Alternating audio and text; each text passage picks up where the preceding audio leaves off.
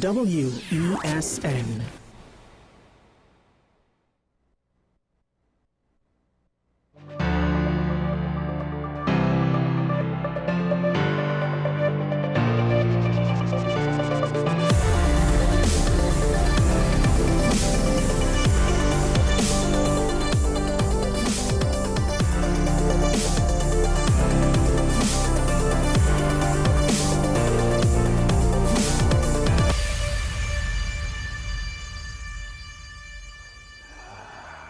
And I hope you had a good rest and relaxation, but now we have to get back with, well, the important business.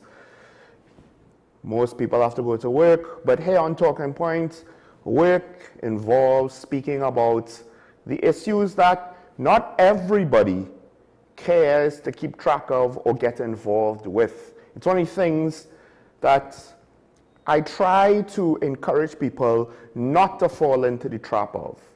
And that is, your life is so busy, your time has so many demands upon it that too many of our best and brightest, our young professionals, are disengaged. Too many of the people that are going through the doldrums of life feel that they don't have the time in order to ensure that the things around them, the systems, the environment, the nation, the society, is properly maintained. So they do not exercise their duty as citizens to maintain it. And we are where we are. In fact, that essentially is one of the calls with regards to Republic Day from Dr. Tilak Singh. And it's something now at the tail end I want to express once again. And I understand, I get it, we feel like life is so busy, but at the same time, that's like saying, you know, I own a business, I'm too busy to ensure that the management team is running it properly. I have extra investments, but I'm not going to necessarily look into what my broker, my agent, my lawyer, my financial advisors, my team is doing. I'll just let the inmates run the asylum, so to speak, because you give people enough leeway. You run the risk. It's not automatic. There are some good, honest, upright, honorable people out there throughout the world. You could trust them no matter what. The question is, how do you identify that? Because I would argue, with regards to our leadership, kind of not looking so hot there on our capacity to select politicians. Now, it doesn't help that at the end of the day, political parties don't necessarily run themselves in a way that you would think a democratic system of elections would demand. Let's put it that way. Now, we had Republic Day. There was boundless pride expressed by the president. Of course, it helps that we've had very, very, very conveniently timed, but at the end of the day, there's no conspiracy there, sports victories to kind of rally behind its low-hanging fruit. The Prime Minister, even in the debate of the Financial Action Task Force amendments, I guess you could say, because there was a lot of bills that were touched by that package, she was allowed a little bit of indulgence to mention the victories of Keshawn Walcott and Jerome Richards that day. Now, of course, we have the Republic Day message from the president, and it is what it needs to be. In fact, the quote of the president, well, the report ends with the quote, I believe is the defining characteristic of our nation. As the Calypsonian sniper once put it, we are small but overwhelming in worth. And I do wonder at times if we underestimate our own worth. Even now, when the energy sector is not what it used to be, our reserves and the tangible fossil fuel assets, goods that we could sell to the rest of the world is not quite what it used to be. And you would think that would diminish our importance. But we are still a nation of great accomplishment, of great individuals, of great capacity, and still we have great potential. It's just that it seems like we forget that sometimes, or we take it for granted. Case in point, I don't know what to make of this. A 49-year-old teacher was held on the compound of a primary school that I believe this teacher worked at. Police responded to a report, doesn't say what the nature of the report was, searched this teacher and found cocaine on the teacher. This was at 2 p.m. So in theory, unless the teacher now came back to school for whatever reason, he thought it was a good idea to leave school in the middle of the afternoon period when he should be teaching, or she. It doesn't give the gender. Oh, no, sorry. When he should be teaching. The implication is that he had possession of this narcotic at least from lunchtime, right? At the very least, that's the implication. Again, unless he randomly left and came back, I don't know why one would do that.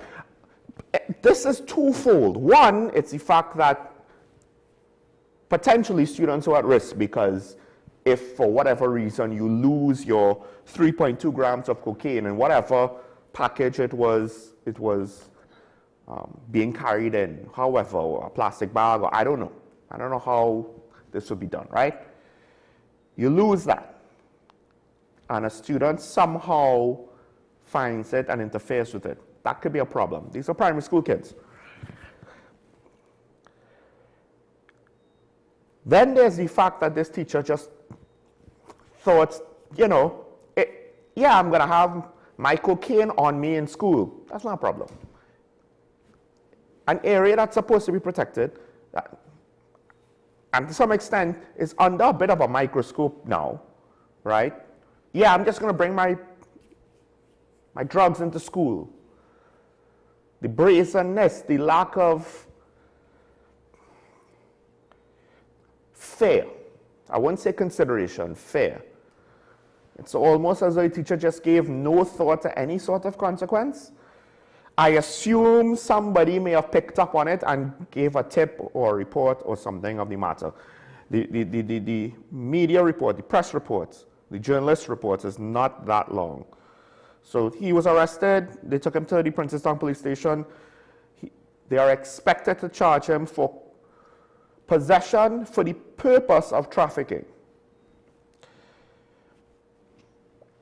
Yeah, we respect our institutions here in Trinidad and Tobago. Now, technically speaking, that's both good news and bad news. The good news is, well, somebody decided to report him. I don't necessarily know what exactly the motivation was, but the system, at least to some extent, worked. The police arrested him, caught him red-handed, assuming there's nothing else, nothing more to see there. There's also some other good news. I always like to highlight when police manage to intervene in crime, just to show it's not all negative and not all police officers just sitting on their rear ends doing nothing in the station while saying that there's no cars available. There was a situation where police were able to, I guess you could say, intercept, because this was after the fact. They robbed an AC technician of parts as well as cash and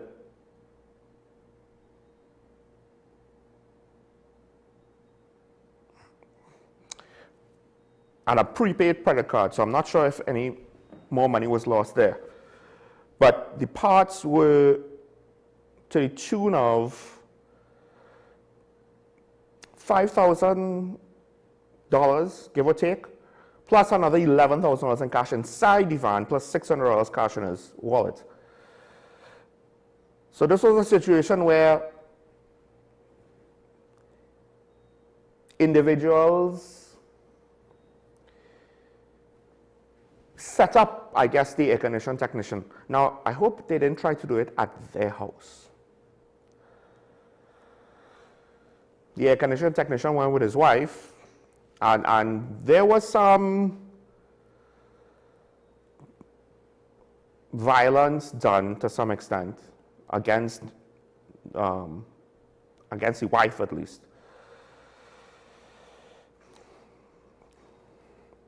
They basically set them up, they lured them to the house on the pretense of a job, they robbed them. Again, I don't know why you necessarily have that much cash on you while going to work. I don't know if he was just paid and is going to work. It's one of those things where if I am collecting cash, that is the errand for the trip, and then there is bank, right? There's not house, not at that amount of money. There's not stop up by a friend's place, pick up something to eat, by a fast food restaurant. No, there is collect money, bank. That's more or less it. Even if it adds an extra leg to your driving. Now, the journalist report does not necessarily give much detail on how the police intervened, but essentially the couple made a report to the Northeastern Division. Officers responded, processed the scene, and then later on it is said that they arrested 3 suspects. It is unknown to the press up until the time of publication if the stolen items were recovered, and I guess that should include the cash. But I think this is one of those cases where, all right, police responded to a robbery, they were able to catch the perpetrators. This was not a situation where they got wind of a robbery and responded within the first 5 minutes and they weren't able to get away. They tracked down the suspects allegedly after the fact, at least somewhat after the fact. So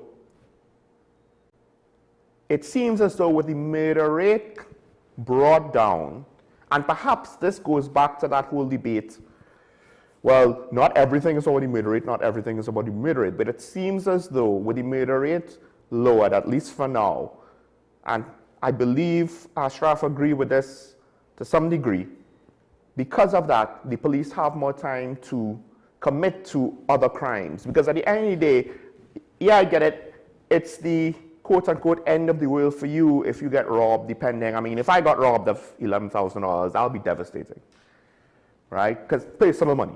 Or even business, that's still bad, right? But death is more important, right? I could feel devastated. I could wonder, what am I going to do for the next, I don't know, year, 6 months with that hole that is probably near impossible to compensate for in any reasonable period of time.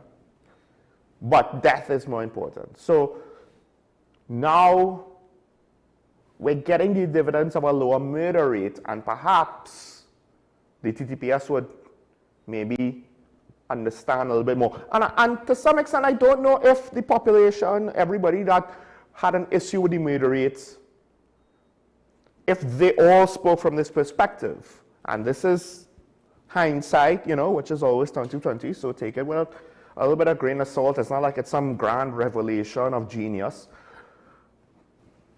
But when the population was concerned about the murder rate, I guess it's more than just the violence and death. It's also about the fact that it's soaking up so much of police attention. A lot of other things potentially more or less went under the radar. Let's see how long this will last. Now, something interesting happened. TSTT and the Communications Workers Union signed a memorandum of agreement, right? Now, it unified 2 separate pension plans from Telco and TSTT into one. And the whole idea, it's supposed to bring some peace of mind to the retirees who had issues with their pension plans and ensure sustainability. That's all well and good. That's what the report says, right? It's supposed to be a positive step forward. It's historic, quote unquote. Today represents the culmination of decades of cumulative years our pensioners have dedicated to this organization. The years of service, the late nights, and the sacrifices made are remembered and honored with dignity in the years ahead. Now it's a memorandum of agreement, so this MOA is the culmination of over 5 years of work beginning in the middle of the pandemic. Today's signing marks a historic agreement with the CWU, one that delivers long-awaited pension enhancements and sets the foundation for uniting the two plans into what we call one plan. That has to be the most creative name, given the circumstances, that I've ever heard. We have united two plans into one, and the new plan will be called One Plan. Sorry, that's just the sarcasm in me. I couldn't help it. It was a layup. It will benefit more than 2,500 pensioners and beneficiaries while creating a single sustainable structure for the future. This is all the acting CEO of TSET, Kenny Cox. So it's interesting. I don't think he was CEO when it started, but now, this is what he calls pension reform. The key is, he is saying all these nice things about pension reform, but this is the key, the most important line in the article, at least this one. However, detailed financial terms were not disclosed. So it's nice that you could say all the right, oh, this is great, historic, it will solve problems, it'll benefit everybody, it's the best thing since sliced bread, it makes Wonder Bread look like Swiss cheese. Doesn't really mean anything to me if you actually aren't giving out details of the situation. Except that negotiations would have started on the pandemic. So that's a wait and see. I guess the CEO is trying to paint this as a win. I believe it's more appropriate to call it an incomplete. Because pomp and ceremony and press opportunities means nothing if you don't actually tell us what it is. Are we just supposed to take your word for it? And here's a little bit of the ironic twist. Because the former head of the Communications Workers Union, Mr. Elder, is now Member of Parliament Clyde Elder, someone who I would have known a little bit of, who would have been in the press, who had reasonable takes, at least compared to a lot of other union leaders. So someone who I would have had a little bit of faith and trust in, well, he took his capital, his political and trust and faith in him and his words, that capital, and he took it to the UNC. And now, the CWU, at the end of the day, no offense to whoever's there, but the face that I was willing to maybe believe in before is not there anymore. I guess that's why they wanted him in the election campaign, right? I said when I heard of it initially and gave my initial comments on it, and my initial opinions on it didn't change, I thought it was a good move. I have respect for him as a public person and as a union leader. But unfortunately, we don't even have that side of the equation. And then when you add the fact that there's questions about what's going on with TSET, even before the change in government, I'm just kind of left wondering. Let's just wait and see how this turns out, right? One plan. Too bad politicians forget this is one country. But anyway. Carl is going to discontinue services between Kingston and Fort Lauderdale, Florida. I'm not entirely sure how controversial it is. Part of it is Carl seemingly exists only to deal with diaspora and regional nationals or regional residents travel to their destinations. Doesn't really seem to exist to facilitate tourism as much as we think, because the diaspora is not necessarily going to engage in the tourism industry and all of the secondary industries that are offshoots like food and beverage, etc., in the manner you would expect a tourist to, right? The diaspora living abroad may pay in US, they may add to the economy, yes, but it's not the same. And perhaps depending on that gives us a bit of false positives on tourism, because it makes people think, this is my belief, my assumption, that we could get away without marketing for the island and without doing a lot of the groundwork on the industry that the industry needs the support of the government for, because, oh, Carnival. And then when we do market, it's all centered on Carnival, which again, a lot of that is the diaspora. To what extent can we even afford a significant increase in foreign tourists during the Carnival period without significantly reevaluating the entire operational setup of how we do Carnival, right? Think about it. Can we just add more bodies? Can the system bear it? I don't know. Maybe. I'm sure the various Carnival bands would like more customers, particularly premium ones, but it's not that simple, right? There's a lot of issues here. First of all, it's the whole regional balance. Are we still going to have flights from Port of Spain to Miami? Perhaps flights to Miami should maybe be Trinidad to Jamaica to Miami. And while people might groan and say, I don't want to do that, I don't want to add an extra leg, at the end of the day, Jamaica is better positioned to be a hub, at least for the islands in the north. We can't say Port of Spain is the hub when we are literally the southernmost at the end of the entire chain of the Caribbean. That kind of doesn't make as much sense if we want to be a regional airline. And it's things like this. I do wonder if, again, part of the reason why we have these issues is because we're not really looking into what drives demand for plane tickets, and then how do we balance off the pre-existing demand, which in some cases, like the Tobago Air Bridge, is unbalanced. How do we balance that off in order for the airlines to not have losses, not on the leg that has demand or the direction of travel that has demand, but the opposite leg, the opposite direction, which is being undersubscribed. But the cost of fuel and all of the overheads, etc., exists anyway. The Prime Minister did say Cal has to get its act together. Maybe this is part of it. But I don't have confidence that the problems will be fixed. All I have confidence in is they'll do things like this to say, cut costs and move on.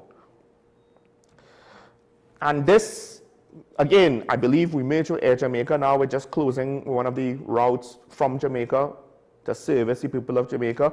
The Prime Minister says she values CARICOM unity, but still puts TNT first. Well, but at the end of the day, I think that's basically all of CARICOM. We value CARICOM unity, but we put us, our country first. That's what Ralph Gonzalez is doing. And to some extent, you can't blame him. I think this is one of those things where I understand people want to be like, CARICOM. I was one of those people. But I also am one of those people that look at the EU and says, I don't have much hope for that body, to be honest, right? And I guess there's a reason why NATO and the EU are not exactly the same. Every country will have its own agenda. To what degree will it be willing to sacrifice for others? Now, apparently we have given out a lot of money to CARICOM. And perhaps one could argue, Guyana, it's your turn to help carry the load. But at the end of the day, politically, or even with regards to other things, you see, it's easy to give away money when you have it. But what about giving up money, or giving up resources, or giving up better deals for the sake of CARICOM? Your values are basically what you're willing to sacrifice money for, to pay money for. And for the most part, most CARICOM nations, and you could say their backs against the wall, they can't afford it, but they've shown their values are not necessarily CARICOM. Now the question is, to what degree do we want our nation to be a leader and say, we're not concerned about what other countries didn't do. We'll do the right thing in order to push it forward. And if that's what we want to do, I say that's a little bit rich, because we don't do that for our own domestic issues. It was Republic Day, and now the day after, how many of us have a deeper appreciation for our nation. Because if we can't have it around days like Independence and Republic, then when will we have it? And maybe that's the wrong question. Why is it limited to just a couple of days of the year? Why isn't it 365 days year-round? Let's take a break. The good lady's here, so she'll be joining us to make up. We had a holiday yesterday, and there's some stuff to talk about with regards to those financial amendments. Stay tuned. This is Talking About a WESN. We'll be right back after this.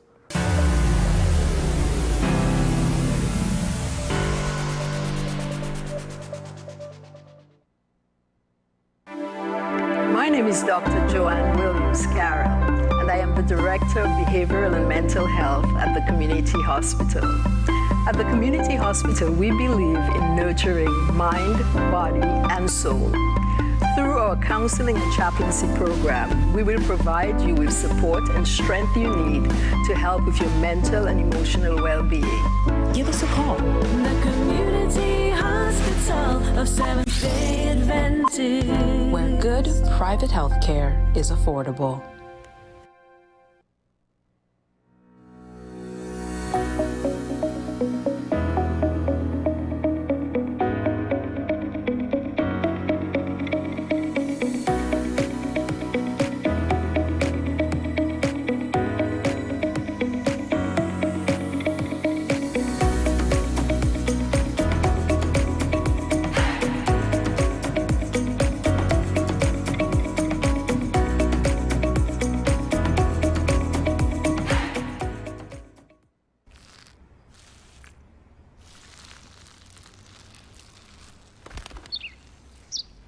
Maybe he landed here totally by coincidence.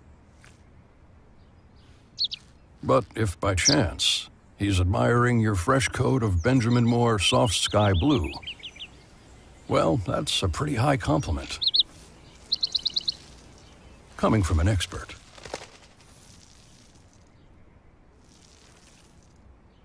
Low energy? Heart concerns? Migraines slowing you down? It's time to take control of your health. Join Wellness Unlocked, the series that brings expert advice and real solutions for a healthier you. In our latest episode, learn how Jameson CoQ10 can help support heart health, boost energy, and even reduce migraines. Get the science, the stories, and the steps to power up your health with CoQ10. Don't miss Wellness Unlocked. Watch now on WESN and start your wellness journey today.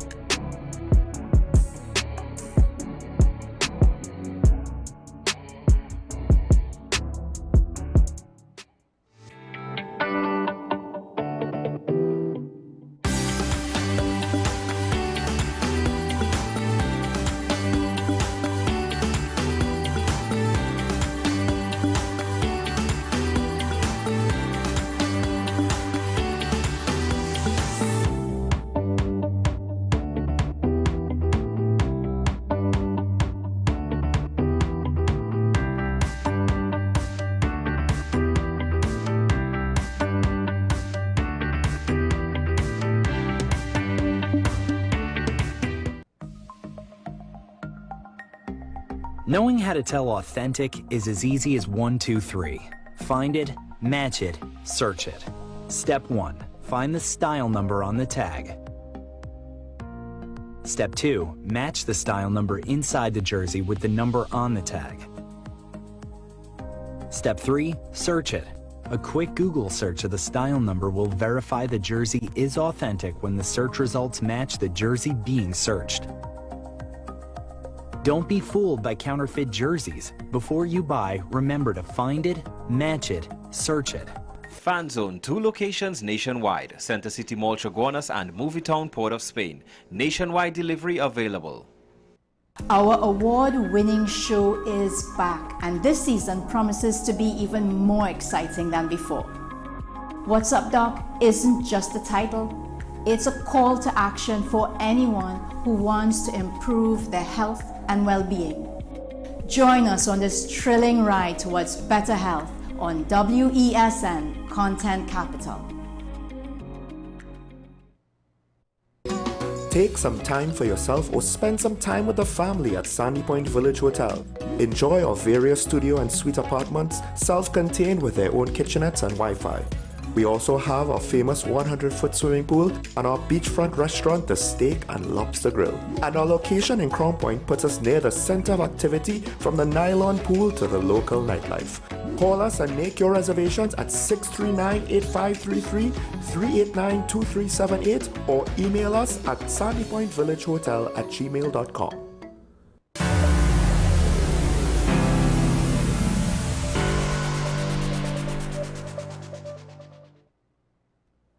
I'm back here and talk about the WSND Content Capital. Allow me to actually introduce myself, because I didn't earlier, sure, Michael Small, but more importantly, to introduce the good lady herself, former Minister of Finance, attorney at law, legal scholar. And I just want to add this point to remind people, here we have a textbook author that does not have 16 editions per book, right?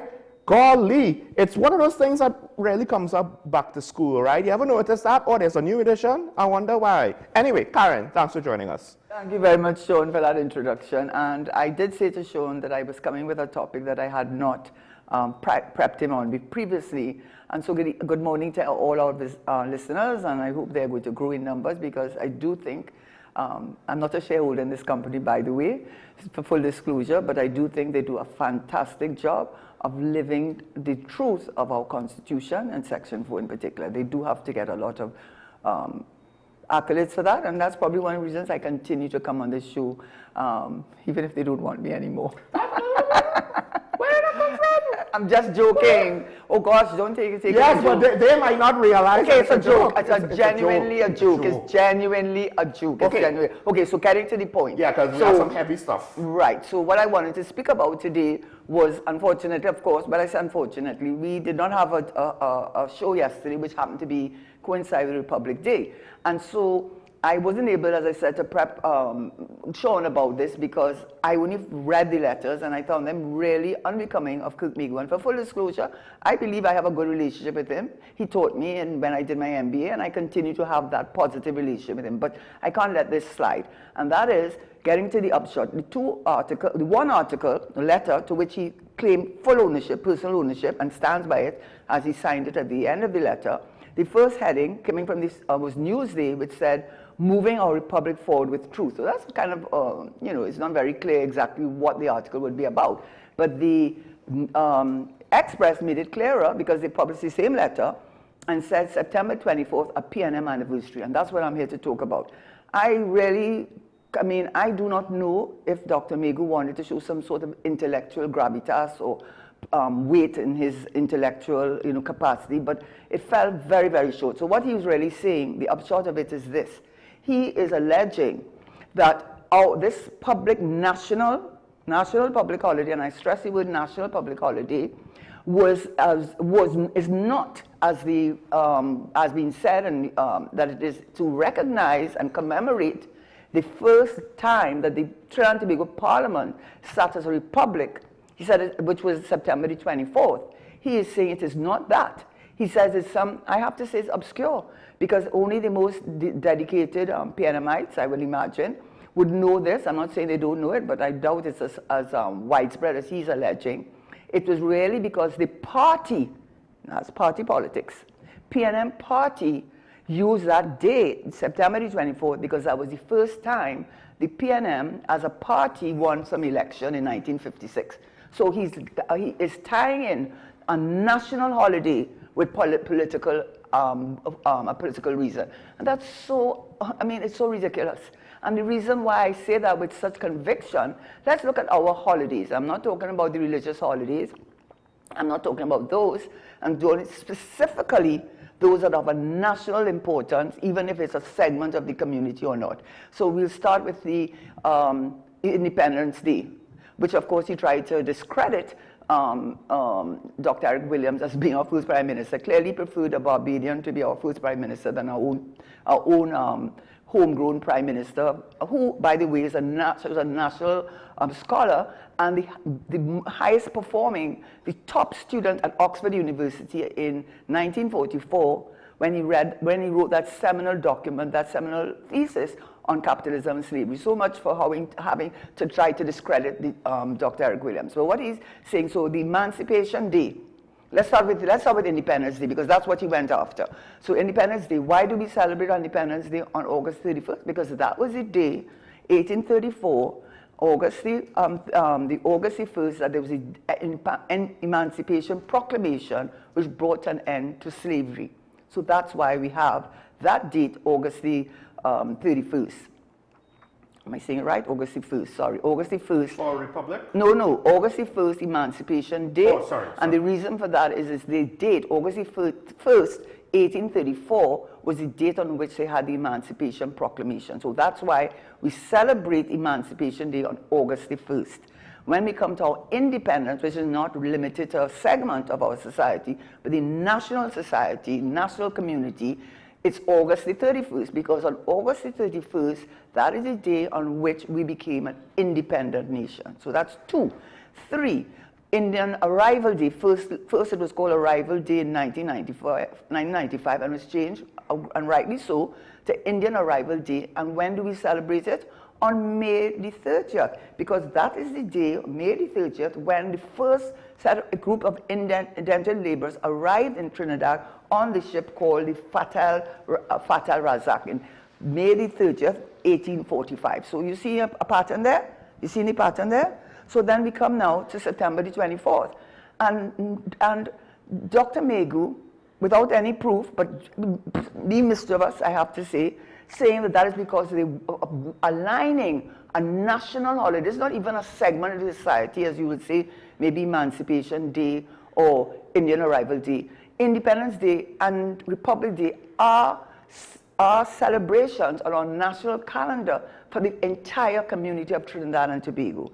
And what is very worrying is while he spent a lot of time discrediting Eric Williams and the PNM, all trying to do it tongue-in-cheek as if he thought he was being smart about it, what he neglected to mention is that between 1999 and 2001, the then Prime Minister of Trinidad and Tobago cancelled the September 24th Republic Day celebration, took it off the calendar. A national holiday, took it off our calendar, saying there were too many holidays, and replaced it, and I don't want anybody to misunderstand me, because I do support it, as I do support all the holidays that focus on specific segments of our society, replaced it with the Spiritual Baptist Liberation Day, celebrated on March the 30th every year. And why is that day chosen?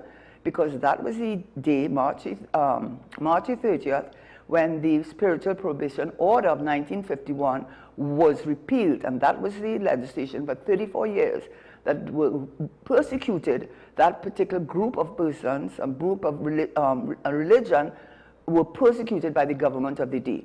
So in every instance, we have every holiday, be it national or for specific segments of our society, you can relate it to a specific day.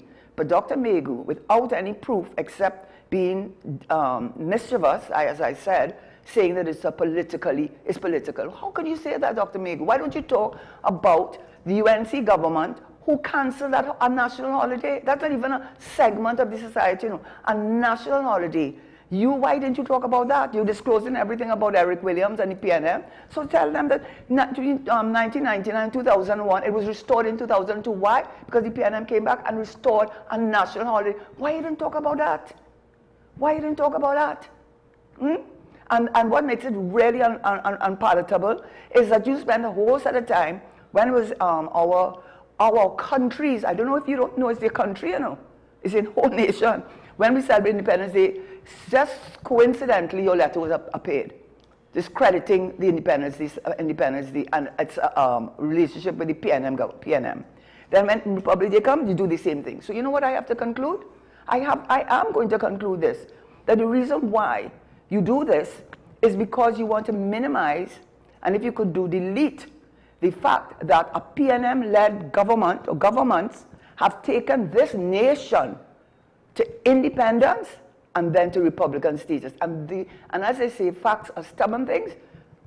You simply cannot do away with them. So it makes me wonder, what is your motive? And I can only conclude that is, and you know, the next time you choose to discredit, and by the way, I hold no brief for the PNM at this point, especially the Rowley-led PNM, I can tell you that for sure, right? But I'm not going to sit by, I think, as a citizen of this country, and allow you to make statements and headline. I mean, it was so ironic, really. The headline said, moving our public forward with truth.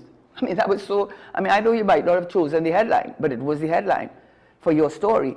And you need to know about the truth and say why your UNC government, which you didn't disclose, canceled it. And I don't think they intended to bring it back. It's because PNM came in and they brought it back.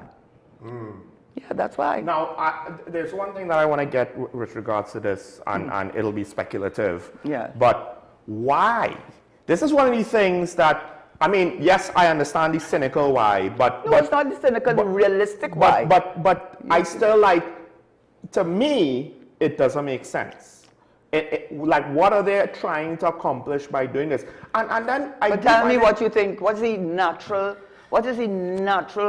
it may not be right, but what is the natural conclusion one could come to that? What is the natural conclusion, even if it is wrong?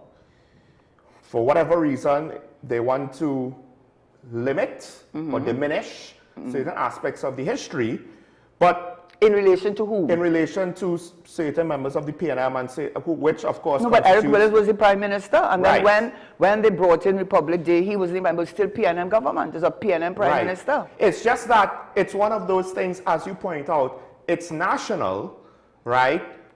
So I don't really see how they think the majority of the country will easily just go with it, because maybe I'm overestimating the country, but I hope I am not, right? And I also find it interesting that I had Dr. May, who of all people, do this, as opposed to other people who perhaps, because here's the thing, obviously Dr. Mayhew is of East Indian descent, so if he says anything that could be even perceived as racist, it's just going to magnify not just that fact, but the fact that, hey, this is a UNC racial thing versus a PNM racial thing, if you know what I mean, as opposed to trying to find a different way to frame it. So I'm just looking at it, and there's a part of me that's like, I find this to be one of the clumsiest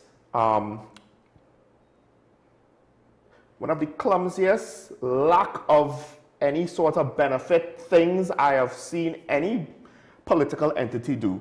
And I don't know who's advising them of this, but if I was there... Let's be clear. He made the point on this Republic Day. He signed it saying this was his personal view. So because in the original one with independence, of course everyone speculated that it had gotten the okay of the blessing of the Prime Minister. And it was only that increased, that perception increased because response was rather dismissive. So on this occasion, he made sure to sign the letter saying it was his personal opinion and he takes ownership of it. So that's what he did on the second time around. I mean, my interpretation, which could be very wrong, is that the personal opinions of the PRO of a party, it's very, very difficult when you're going to anything to do with government, the history of the nation, politics, to say, oh, this is just my personal opinion alone, and still keep said job as the PRO of a party. And I think that's just a layer of insulation. So if it doesn't go well, he's expendable. There you go, Sean. Look at that. Now, this is not conspiracy theory. This is being real. Now, I am not, let me just say that as I started, I mean, it was really hard for me to talk about this, to be frank. Because, as I said, Dr. Mayhew taught me when I did my MBA, and I liked him very much. I found he was a very good, very approachable lecturer, very amenable, I really did. And even after that, I have still had a good relationship with him, and I felt him very approachable. So when he did this, I said, oh my goodness, I just can't ignore it, and I can't pretend. Because you see, when you let things like this slide, and nobody responds, then it builds and builds and builds. And before you know it, that's how it happens in any political environment, then what happens is one day you wake up and you say, but how did we reach there? Yes, and I'd also like to add, I do think he's also one of the better communicators in the political realm, because I could throw some not necessarily, you know, knockout blows at him, but I could throw heavier punches at him than most politicians, and he will figure out how to answer it. But the point is, he won't get automatically defensive and then want to say, no, blame the other side, and why asking me that for? He would never do that, right? And I always appreciate his technical ability to deal with tougher questions, let me put it that way, with grace, right? That's true. So I am somewhat disappointed, him being one of the most professional operators that we have on a technical ability, that he is the one. And I don't know if maybe, listen, I don't know if they kind of sacrificing him and he's willingly going along with it. I don't know what it is. There's a lot of different things I could speculate about it. Some about his motivations, some about their motivations. But at the end of the day, I guess the long and short is it's something that I don't like. I don't actually want to believe it's true, but it's difficult to just ignore, because the actions themselves, I don't really see the point to it otherwise, so it is what it is. Yeah. But this was not necessarily... No, this story. Right? Although, yes, this seems to be a pattern of behavior that I'm sure you'll agree with me. It doesn't coincide or be consistent with the whole point of the political campaign. Everybody wins, right? Why do this now? This is very weird. And it's not like you need to put the PNM down. They are doing a very good job. But it's not, you know, Sean, sorry to take it's not just the party, because I resigned from the party, but it's what you're insulting the people of Trinidad and Tobago. Yes. That's what it is. You have to remember, there are about 12 of them in Parliament, yes. But when you make those statements, there are lots of PNM people who take pride in what Dr. Eric Williams achieved for this country, what Patrick Manning achieved for this country. So when you throw these blows, these cheap blows at the PNM, you're throwing it at a large group in this country that take offense to what you said, which I am. I am not there to protect the PNM. I'm not doing that. But I can't allow you to minimize and diminish such an important contribution to our national development. You can't be doing that. And I'd just like to point out, look at what we say historically now of, it's not just Eric Williams and Patrick Manning. We basically look at Basio Pandey in a similar light. And if you want to say it's rose-colored glasses for one, you could probably argue it's rose-colored glasses for all. Similar to American politics, I won't go the most recent controversial president, but if you just look at George W. Bush, right? And then, of course, Barack Obama. When they have events now, they're both former presidents, you know, at different ends of the political divide. They don't go for each other's throats over it and say, well, you know, I was a real president, but he wasn't a real president, right? The current controversies notwithstanding, how historical presidents are viewed are, whether you like it or not, they were the head of that state. Arguably, same thing for any nation. And if we reach a point where we're going to try to get cheap political points on debating it's not good for the country. Things like, exactly, because then you undermine the system. That's the problem. Eric Williams is not the PNM political leader. That's not how history remembers him. So to undermine Eric Williams, the Prime Minister, undermines potentially, if you let it go far enough, it'll undermine the Constitution. Not saying that it's there yet. But let's take enough oxygen. If you go far enough down the line, it could get there. Anyway, right, so now with the actual topic, because a lot of stuff happened almost a week ago. Yeah. Is it? Yeah. I think it could be 6 days ago, I could be wrong. Yeah. But about 6 days ago, some big legislation happened and was passed rather big, beautiful fast. bill. Let's not go there. Let's not go there. The ANC has put forward what some might say is, well, what we just have to do with regards to the international financial systems. And one could question, you know, Karen, I saw the presentation of the Minister of Finance last night, and I have to say, he could have done it a lot more efficiently, because even his own members on his side it was a long and drawn out affair. But it touched a lot of different pieces of legislation. Now we're going to get it. I haven't even made a comment on it because to some extent I'm like the rest of the population.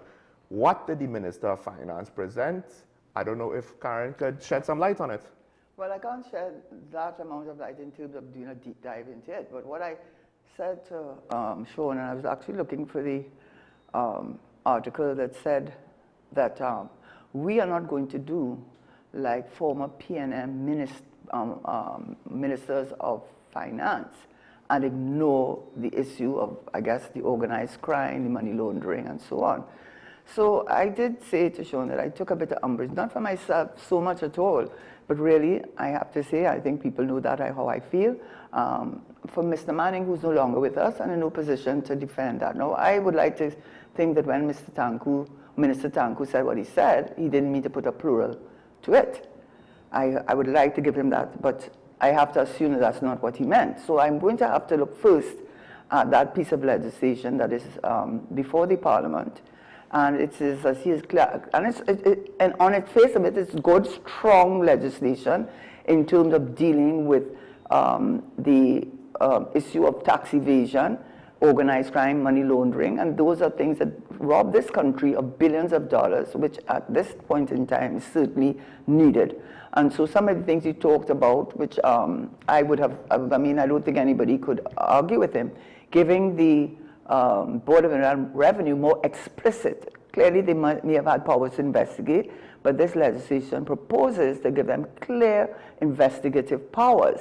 And it is in order, so the minister said, in order to comply with the fifth round of, they have a fifth round of, I don't know if it's called negotiation, no, not negotiation, but review, fifth round of review from the Caribbean Financial Action Task Force, which is a subset of the Financial Action Task Force, which is really focused on all these organized crime and money laundering and so on.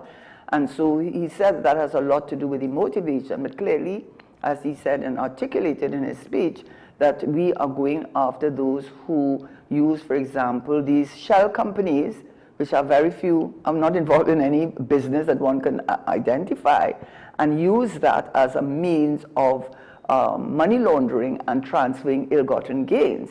And so he says we're going to, in effect, pierce the corporate veil and go behind that and look and see who is owning these businesses. Are these businesses really in business, or are they there to facilitate the movement of funds in a way that's illicit? He also talked about freezing funds. He talked also about, which was, I thought I was really good about it, is not only giving the Board of Inland Revenue a clear investigative powers, but including in it that they would be able, either through the central bank or the, I think it's the FIU, I'm not sure, or the FIU, to be able to get copies of documents, any kind of memos, anything, emails, etc., without first giving a warning to the entity that they were coming there to carry out the investigation. And that's a critical power. I think it's contained in Clause 8 of the bill. And that is those powers that are being proposed to be part of the amendments to the, what they call miscellaneous provisions of, and all along named dealing with anti-money laundering, terrorism.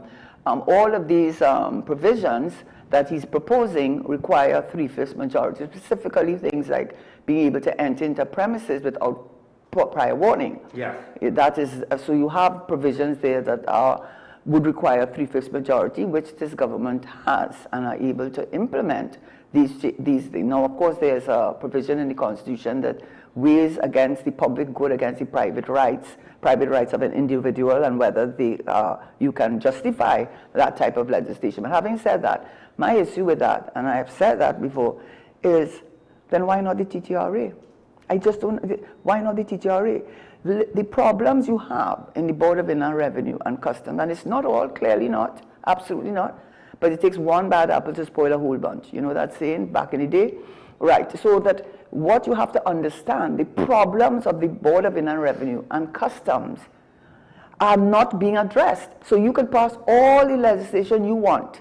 You can pass all the laws you want. If you do not have a strong institutional framework that will allow for enforcement all you're probably doing is trying to satisfy the CFATIF and FATIF that you're passing in laws. But when is the last time you know of anybody of any note in this country, although there have been reports of suspicious transactions made to the central bank by the financial institution, I know of no one of any note in this country being held for, or detained, or held, or convicted, or charged with anything dealing with serious money laundering and so on. We have nothing of that sort on in Trinidad and Tobago. So it looks like an exercise in futility. And why do I say that? You have the opportunity now to revisit the original version of the Revenue Authority. Yes, the one that these former ministers of PNM ministers did nothing about, but in fact, that TTRA legislation, because we had the 3/5 majority. What you saying? Sorry, I forgot about something. What you wanted to say? No, Okay. go ahead. 3/5 majority, because we never had the support of the opposition, who is now the government. Every piece of legislation, they did not support it. So I am saying this in behalf of Patrick Manning, because when I came in as his minister, which the first meeting I had with him, he told me, look, we have the 3/5 majority now. I want you to look at the Financial Institutions Act, the Financial Intelligence Unit Act, and the and the TTRE, and these were given high priority. Now, it didn't start with me, I inherited a lot of this, so let me just put it on the table. But what we had now was a 3/5 majority, which was necessary because the opposition did not support anything. They did not support any legislation that required this 3/5 majority. And so why am I talking about what the minister is talking about? All of that sounding good, minister. All that sounding good, but you see, once you leave, the purpose of starting the Revenue Authority is to create a quasi-private entity so that you will be able to have meritocracy instead of seniority. You will be able to determine who you're hiring, who you're not going to hire, especially in very critical and sensitive areas like the enforcement division. So the intention was to free the Revenue Authority, Board of Inland Revenue and Customs from the bureaucracy of the public service. It's not our problem only, we inherited from England, but it's a reality. That is the public service. The public service is a creature that allows for seniority to trump meritocracy, that allows persons to be very difficult to take disciplinary action against a public servant, as we know. So that if you don't have that framework, you are just spinning top in mud, with all due respect to you, Minister, with all due respect, and that's your failing. The first thing the Prime Minister did, or one of the first things she did, was to repeal the TTRA, and we all have a good idea why. Because the public servants were not happy about the fact that because they had to dilute it, this former administration, and so they had to leave the enforcement, which is the key provision in that Revenue Authority, as I understood it when we passed the Revenue Authority in 2010, and the key provision, and left it in the PSA, and even the Privy Council said it's a little bit messy, it's a little bit not clear, So what I'm saying to you. When you said left it with the Public Service Commission. Public Service Commission. Right. Not the union. Not the union, but the union and the commission, they're going to lose membership if you take. If you take that away from. No, the Revenue Authority was going to take away their membership completely, because the Revenue Authority was coming completely out of the Board of Inland Revenue and Customs and creating this new entity called the Revenue Authority. Although technically speaking, couldn't those people go to but they'd have to reapply for registration certification. It's a long process. It's not a transfer. It's not like if you're a succession. It's not a succession situation. When you say transfer, this is with legal documentation. What are you talking about? Or just the membership, just the bureaucracy for them to switch? No. For the members of the union. But the members of the union are members of the PSA Public Service Association, right? But when you form the Revenue Authority, you're no longer a public servant. What would you technically be defined as? You would be an employee of the Revenue Authority, but you can do like any entity and join a union, but you will no longer, except for the division that stayed within the public service, which is the enforcement division. Right. They would stay in the public service, and that was the key. This is the change made by the recent administration. No, this is sorry. So maybe I'm not being very clear. The original version, when we had the 3/5 majority, when Patrick Manning was the Prime Minister, and he gave me that as one of my responsibilities, which I inherited from other ministers, was to bring to a conclusion or bring into effect the shutting down the Board of Inland Revenue and the Customs Division of the Ministry of Finance, and transferring or creating a new entity called the Revenue Authority, which you would now have to apply to be a member of the Revenue Authority, and either they took you, if they didn't take you, you could take VSEP, and so they would pay you in order, if you wanted to leave the service, voluntary separation, or one of the things that they were looking at and saying that if we could find an equivalent position in another ministry, yes. So that was the idea. And the idea was because as long as you have that, the Board of Inland Revenue collects over 90% of our country's revenue, right? So this is not just a ministry this directly affects our current situation in terms of our revenue position, right? So that at least during my time, it was estimated it was $10 billion that was not being paid. Yes, $10 billion. Now, what I am saying is that one of the main motivations or reasons for taking those two entities outside of the public service per se and creating a revenue authority, being a government institution, yes, but now you would have the freedom, so to speak, to create a new entity with performance management systems, right, and to have promotions done on your meritocracy and determine who do you want to be in the enforcement division. But that was critical. That's where all the alleged corruption would be facilitated, as I understood it anyhow. So when, in Patrick Manning's time, when we passed it in the lower house and then he called elections and dissolved the parliament, that legislation contained all those provisions because we had the three-fifths majority to do it. When the Rowley administration, now when they had the current government first version, I don't know what they did.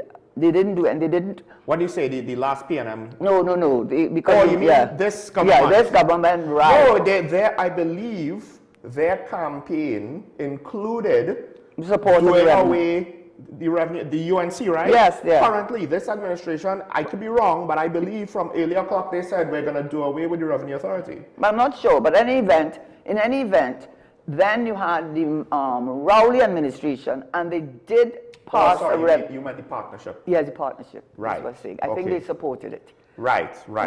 But they supported it. I was speaking about this current administration. No. Yeah, but this time is people partnership. So right. I'm sorry, people, if you're getting confused. Yeah, but any event, so then the PNM, because they did not have, and the Rowley did not have the three-fifths majority, they had to dilute it.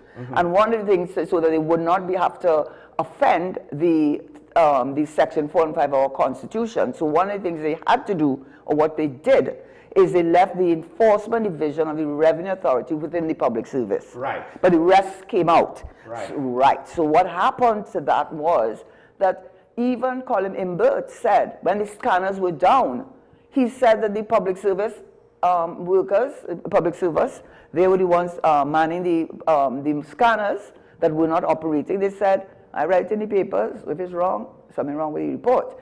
But he said that they refused to operate the scanners because they said they were getting sick, they could get exposed to chemicals or, I don't know, radiation. So you understand, they had challenges, and I know that is so. So I am saying now, please, what I'm saying now, the challenges or the restrictions that the Rowley administration had in reenacting the former TTRA, which had much more teeth, it wasn't a toothless tiger, but could really do what it needed to do in terms of an institutional framework, instead of this Prime Minister using that majority to reenact that. And therefore, all these provisions that this minister is talking about, freezing assets, being able to enter your premises without prior notice and so on, instead of putting it within a revenue authority so that it has the teeth, the real teeth, the people who have to implement it. You have chosen who you want there. You have decided how you're going to, you have a lot more control over the employees of that revenue authority. Instead of you doing that, you repeat the revenue authority and saying you're leaving the Board of Inland Revenue and Customs and passing all this legislation which I think is going to be very, very difficult in reality for you to enforce once you leave the old model. And the argument that the public service made with regard to having the Revenue Authority not be, that they could not implement or enforce the Revenue Authority under the model that was before the Privy Council by Teresa Doré. The Lady Simler delivered the judgment on behalf of the Privy Councillors, and essentially she said that it is not a scam, it's not a cover-up or anything like that. She said she's satisfied that the checks and balances that are in the Revenue Authority are sufficient to protect public servants, because the argument is, and the reason for the Public Service Commissions, in this case the Public Service Commission, is to protect public servants from political interference and political, using their political position, politicians to interfere with or affect the way that the public servants are able to do their job. She said there was nothing in the Revenue Authority that prevented the Revenue Authority from fulfilling those objectives that the Public Service Commission gave them. So what is the argument? What is the argument against it? So the one argument that I remember is the Prime Minister saying that it gave the Minister of Finance too much power, which on its surface sounds great. Here comes a government saying, we don't want the minister to have too much power. We're the government of the day and we're saying we don't want this amount of power. But the flip side to that is, when you just, some of the things that was passed last week, essentially, as you said, certain measures that could be done that required a 3/5 majority to be passed, right? Have a lot of power. It's a lot more power in those amendments, because they amended a lot of different legislations, right, than probably what the then PNM government was piloting, because they didn't have a 3/5 majority. Let me just say, you need to read the judgment of Doré versus the Attorney General, and why I'm suggesting it, I'm just looking at it, the argument, the adequacy and effectiveness of the safeguards from political interference and improper pressure. And I'm going to look specifically at 84 and 85, right? Because they looked at all the arguments that the PSA put forward through this Teresa Doré. They said for all these, let me go to 83. Finally, to the extent the authorities' powers are misused in such a way as to cause the taxpayer to pay tax which is not due under law, an appeal lies to the Tax Appeal Board to correct such errors, and there's a further appeal from the Tax Appeal Board to the Court of Appeal.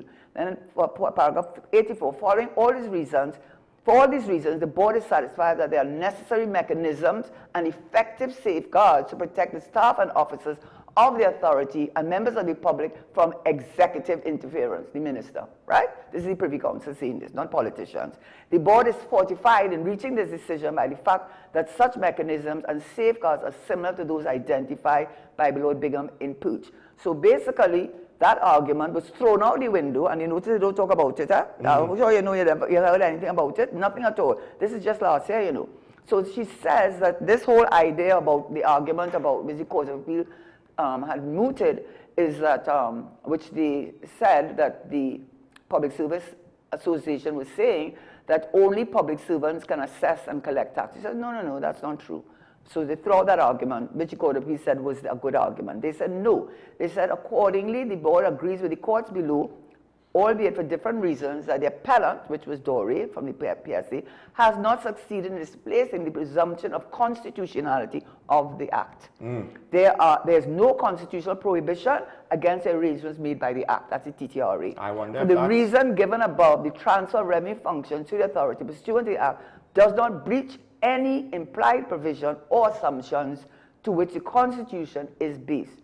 The appeal must therefore be dismissed. I do wonder if there's motivations to change certain aspects of the Constitution in the long run, and that might be why they're laying the groundwork now on what we spoke about just now. Because it seems to me that this situation is wrapped up in a political, predetermined election promise. Absolutely, with the 10% too. Right, and there's certain decisions, and the key to me is, why is it for certain decisions they have a predetermined outcome? They don't spend time to look into it. They don't spend time to say, we have to figure it out, however. Everything else, they take in their time. We can't rush this. We have to see what's going on. We have to blah, blah, blah, blah, blah. But for certain things, they were ready to go. You know why it also rings hollow? Because if your argument is that to do that, to reinstate the TTRA or to have the TTRA be the collecting agency for tax, is that you're giving too much power to the minister. First of all, you give him a lot of power under these amendments. But more to the point, the Privy Council said, no, there's nothing there. It's not true. Yeah, so, and therefore, why don't you talk about Dore? Why don't you talk about Dore versus Attorney? This is the Privy Council. You know, the Privy Council, that's our highest law, our highest court of appeal. Why don't you say they threw out your argument? So we know, and well, let's say reasonably can conclude that you did this because it was a promise made to the PSA, including the 10%. And I am saying, to conclude on this is the point I'm making. You could pass any laws you want. You could freeze assets up the wazoo. You could say you could enter premises if you want. You see that anybody of any in this country has ever been charged, much less convicted of money laundering or any of those crimes which you see in this legislation. These provisions are specifically targeting, given you have a 5th round of review with the CFATF.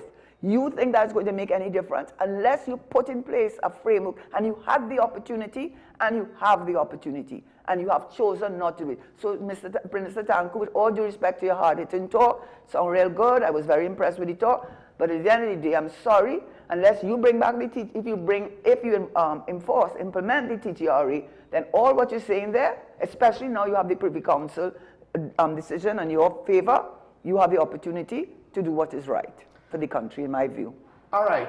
I want to take a break. When we come back, there's a point I want to make, so kind of like an offshoot on this, because the minister made great pains to say, why didn't the PNM pass these amendments or this bill or what have you, as well as some other things, maybe with regards to the upcoming budget. Karen is not necessarily thinking it's all bad, right? So we'll go into that just to give some balance, because you know some people like to say, oh, you're only hating. But we do have to take a break. So when we come back, we'll get into that and more after this. Stay tuned.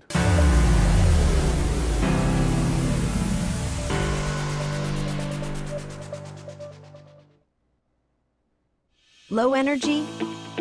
Heart concerns? Migraines slowing you down? It's time to take control of your health. Join Wellness Unlocked, the series that brings expert advice and real solutions for a healthier you. In our latest episode, learn how Jameson CoQ10 can help support heart health, boost energy, and even reduce migraines. Get the science, the stories, and the steps to power up your health with CoQ10. Don't miss Wellness Unlocked. Watch now on WESN and start your wellness journey today. Do you need treatment for obesity or any related abdominal procedures? The community hospital now offers minimally invasive laparoscopic surgery done by an American-trained, board-certified surgeon with over 20 years' experience. Give us a call at 235-5479 for more information. The Community Hospital of Seventh-day Adventist, where good private health care is affordable. If these walls could talk, they'd cry uncle. They didn't plan to become offices or yoga studios. But they've stood by us, even when we got a little stir-crazy. For that, they deserve some thanks. They deserve Benjamin Moore.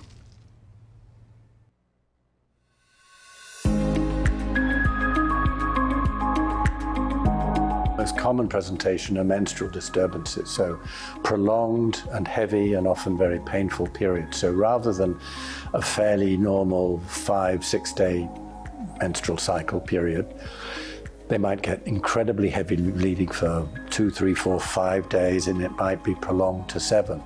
This bleeding month on month on month can then lead to a drop in the hemoglobin levels and anemia, which can be very tiring. They can also be very painful. Some women will bleed constantly and not have a cycle at all. They'll bleed for 30 days, 40, 50, 60 days.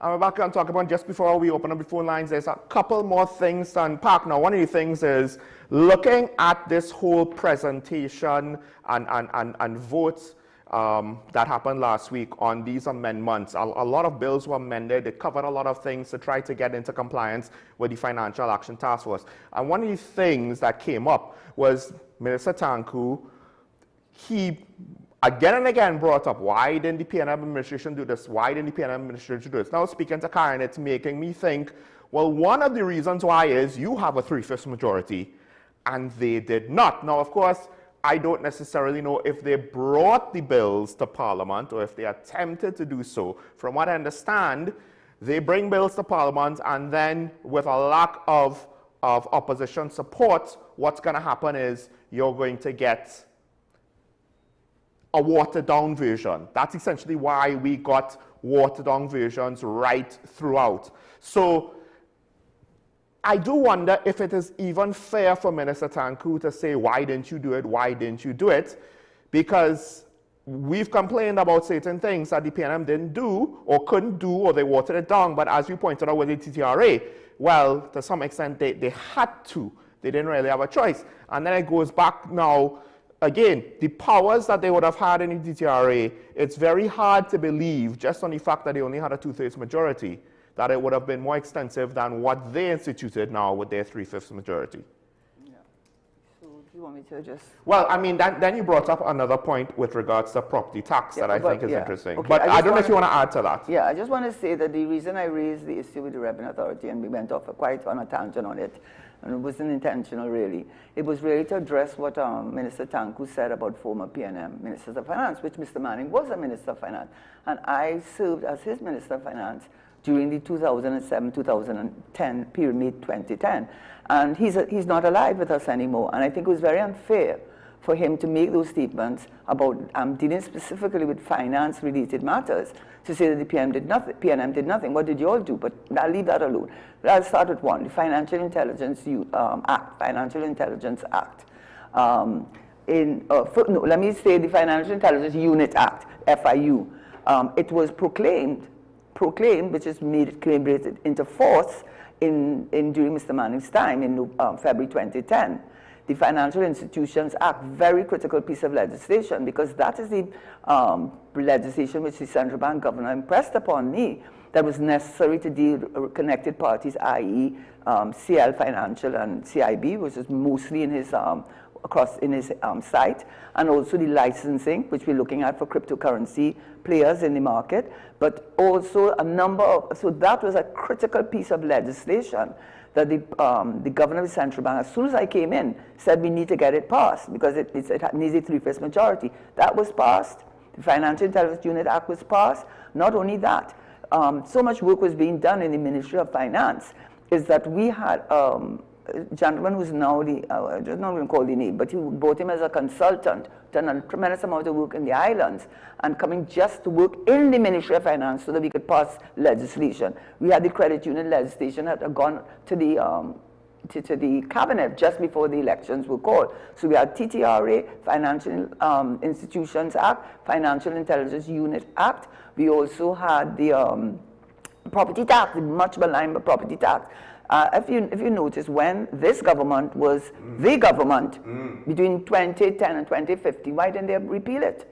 Why didn't you repeal it? Why did you axe the tax? That's what you claim, you're going to axe the tax. But if you notice, and I read it, very curious that it has not been repealed. What they have done is said that they've stopped collection of any funds, of any taxes. That's what they've stopped. And in fact, there's a quotation where she said, in relation to, in a post-cabinet meeting at the beginning, I think in May, she said, we have always been against the property tax in this present form. Very telling. I looked to see if it's repealed. It has not been repealed in this present form. So let us understand that all that hard talk, yes, they have not repealed, and I don't see that it is on there, that they intend to do it. Huh? They still haven't done it. No, they haven't. I mean, unless we would have certainly known that. What she said is that, from my understanding, is that all the taxes that were collected under the property tax legislation no one should pay any, no one is, she's stopping the payment of it. Yes, she and there's no refunding, but she has not repealed it. She said in its present form. But when you were there for 2010 to 2015, why you didn't repeal it? Well, when you were there for 2010 to 2015, why didn't you do what you're trying to do now? Why it is you repeal the TTRA, you have not repealed the property tax, and you and PNM government, which you have maligned under Patrick Manning, and that's the one I'm defending, all these pieces of legislation that were passed in the 2.5 years, and you are there saying what you have said, including the Trinidad International Financial Center, where we had this gentleman who worked with one of the top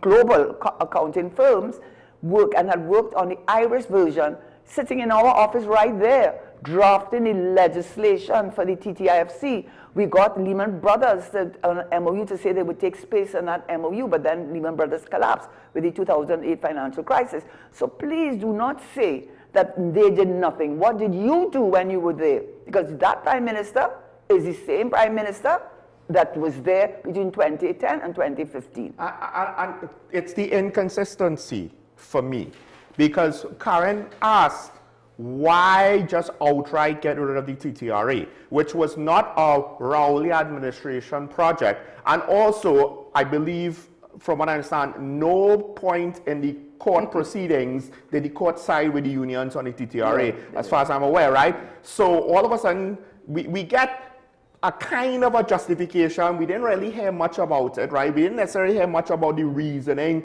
on the campaign trail, too much, at least as far as I'm aware. Maybe I missed it. But again, the property tax now was an even bigger thing, because let's think about the TTRA. How much of the average citizenry was like, oh my gosh, the TTRA, we need to get rid of it. Oh my gosh, we're panicking about the TTRA. No, what they were panicking about was property tax. And yet, what was repealed? And if it is, oh, but we're fine with property tax, just not in this form, we're going to keep it and adjust it. You could have done that with the TTRA. Not that you could adjust it in 2010 and 2015, because that legislation was passed in 2009. So why didn't you do something then? And I'll always go back to this. I think in our conversations, Karen doesn't feel as strongly on this as I do. But if the property tax in its current form was so bad and unethical that you had to stop the payments, then I would just like to ask, why is it then that you can't see it to refund the people who did pay this unethical payment? That's all I'll say. I do suspect though that part of the reason why they wanted to stop demanding the population pay it is because I'm not entirely sure if it was fully implemented by the previous government, right? So there was this veneer of, oh, we have to pay it or else. Meanwhile, the tribunal, I believe, was still yet to be set up. So the whole process was not fully there. So part of it, to be fair to the Prime Minister, could be, hey, this thing ain't fully baked. We need to take this half-baked thing and kind of hit a pause on it and stop telling people they have to pay, have to pay. She had 5 years to do it. But remember that act was passed. I take the dubious honor of passing it in 2009. So I am very well acquainted with it. So why didn't you do what you needed to do? You had the chance, because it's not a special majority act. It's a simple majority act. So you did not need to get the opposition's support to repeal or to change or amend it. Why didn't you do it then? No, but they also had, you know, their margins weren't that small. It doesn't matter. Right? And so they had more. They had a simple majority is one more, you know. I know they might, but they might have had a 3/5 back then as well. So they didn't need those considerations either. All right, but let's kind of end on a not so negative note. Although I don't know to what extent I will agree with Karen on this, because with regards to the upcoming budget, now we ain't gonna go into too deep of a dive. But you are not. You have hope. Yes. You're optimistic about it. Yes, I am, because for one, I think one of the reasons I'm like that, I don't think that the government needs, although they probably will, and the way that Minister Tanku addresses the parliament, we will hear a long story about why we are where we are. And you know, you can't blame him. Colin Member did it every budget. I know, but that doesn't make it right. And if last week was any indication, Karen, oh my gosh. So I suspect that's what's going to happen. Okay? But the reason why I don't think you need to do it is it's very divisive, and not more than that. I think the real reason is, I think by now, after 10 years and social media and so on, I think people are very fully aware of, at least definitely with the foreign exchange, they're aware of that. They are aware of the debt, they're aware of the unemployment. So there's so many things that the energy sector, how, I think people are sufficiently aware with the closure of the petrol trade. I mean, I think people are sufficiently aware that the economy is in a bad state and that this government, the former government, can take a lot of, shall I say, blame, yes, not praise. But I'm just going to say, just take Community presentation, take out all the COVID stuff, and pretend blame the PNM stuff, and that's more or less, that's what I anticipate for a lot of the fluff and the lead up and the background. You know what to do? I think there's a lot of bitterness there, so I don't think it's just optics, which I know it is going to be, but it's the first time, except the media, but this is his real chance, and I mean just the way that he delivers, there's a lot of bitterness in the way he speaks. I must say his delivery comes across really harsh. I wish he would tone it down. Because it doesn't do him well. I hate to say this, but as you brought it up, you can't see it, but right next to him is the Attorney General, John Jeremy. And there was even a point in time when he was giving his in his last statements, yes, he was encouraging him, and I was kind of like, is it that the AG is caught up in the moment? Is it that the AG is annoyed at the other side because, the back and forth, we don't hear it fully, right? So, and I was just like, oh gosh, please, don't join in. Don't give him, don't suggest to Tanku phrases to say on the bubble while this is a session of Parliament. Now, I don't exactly know what the AG said, but yes, he was joining in on the fun, and I was a little, again. Well, I didn't see the last thing, but I did hear him, and I found, I didn't think he didn't come across me as that sort of personality. So when I heard him, Now, granted, I know it's human, he could be responding to what the other side was saying, but at the end of the day, one could argue Stuart Young on the hot mic thing was just responding. That's not an excuse. I do think, and yes, I agree with you. How Tanku admonished the opposition, that he did it was not a problem. How he did it, to me, it could have been better. It wasn't graceful. It didn't seem quite as professional as enough. It sounds bitter. I mean, why this bitterness? You're taking it like you're taking it personally. Come on, you need to become Parliament. Get over it. Sorry, I'm not going to say that. But I mean, the Freudian slip, he did say, I did spend 5 years on the other side, and I don't know if it's almost like, prison changes a man, and opposition, I guess, also changes a man. I don't know if that's it, but right? You know what? I may be being naive, but I always feel, and I think Mr. Manning insisted on it with us, because he was always a gentleman. He insisted on us behaving like that. You have to remember you're representing people. You can't take your personal animosity and, your anger and just bring it to the Parliament. It's not necessary unless they say something that, of course, you need to respond to, and in the heat of the moment you do. But that's, anyway, what you're saying is, and let me say very quickly to end this thing, I do have some hope, one, because I think the country, through social media platforms, etc., are quite aware that the economy is in trouble, and it was not caused by this government.